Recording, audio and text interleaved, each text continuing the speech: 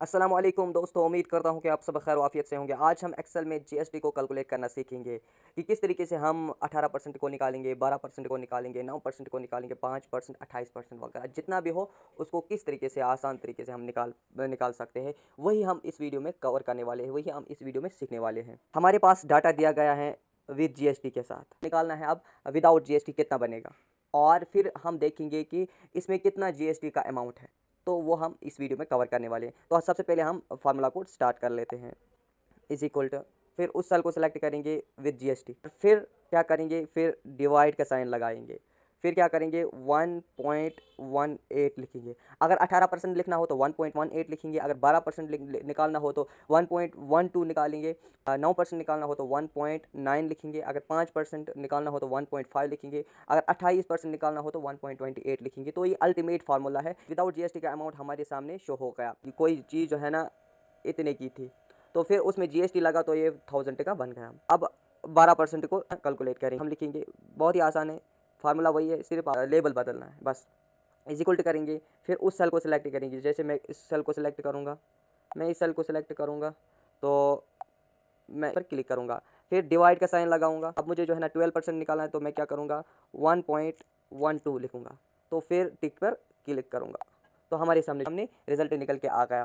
तो अब हम देखेंगे 9% को किस तरीके से हम कैलकुलेट करेंगे। हमें लिखना होगा इज इक्वल टू, फिर इसको सिलेक्ट करेंगे, फिर डिवाइड का साइन लगाएंगे, फिर 1.9 लिखेंगे, क्योंकि हमें 9% ही निकालना है, तो हम 9 लिखेंगे, तो ओके पे क्लिक करेंगे, तो हमारे सामने रिजल्ट निकल के आ गया। 20% इसमें माइनस करना है, तो 1.28 मैंने लिखा, तो टिक पर क्लिक करेंगे, तो हमारे सामने रिजल्ट निकल के आ गया। कोई चीज़ जो है ना इतने की थी और इतने में बेच दी गई। अब जो है ना इसमें हम क्या देखेंगे कि जीएसटी का अमाउंट कितना है, लिखेंगे इज इक्वल टू, फिर लिखेंगे फिर जो है ना इस सेल को सिलेक्ट करेंगे, फिर माइनस का साइन लगाएंगे, क्योंकि इतने में से इतना माइनस हो जाएगा और जितना बचा वो हमारा जीएसटी का अमाउंट था।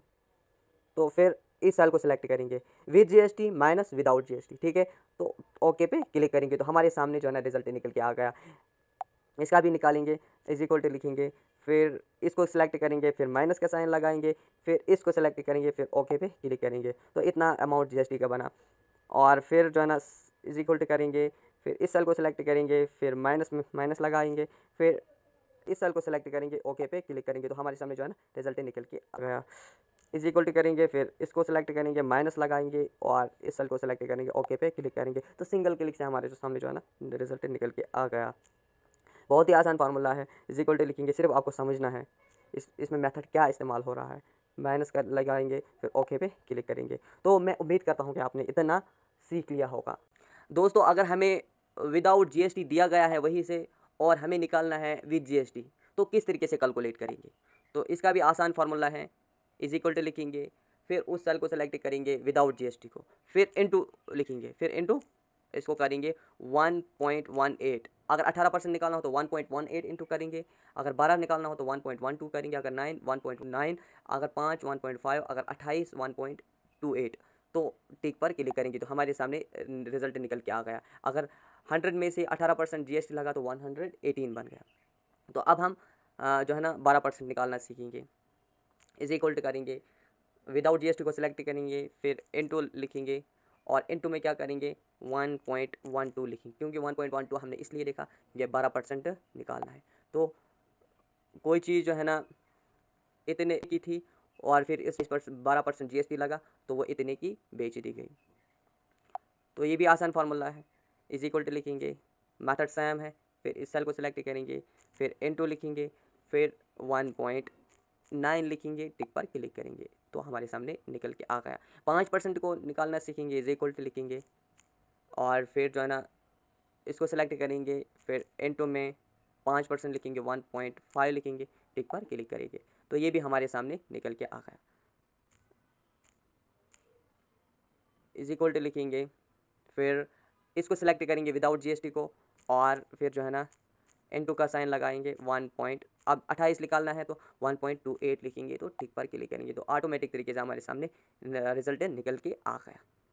अब हम इसमें देखेंगे कि कितना अमाउंट जो है ना जीएसटी का है।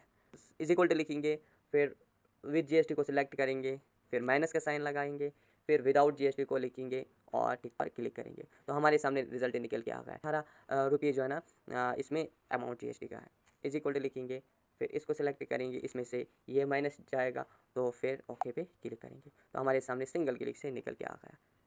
इसको सिलेक्ट करेंगे, फिर इसमें से ये माइनस जाएगा और टिक पर क्लिक करेंगे, इज इक्वल टू लिखेंगे, फिर इसको सेलेक्ट करेंगे, माइनस में ये लिखेंगे और ओके पे क्लिक करेंगे।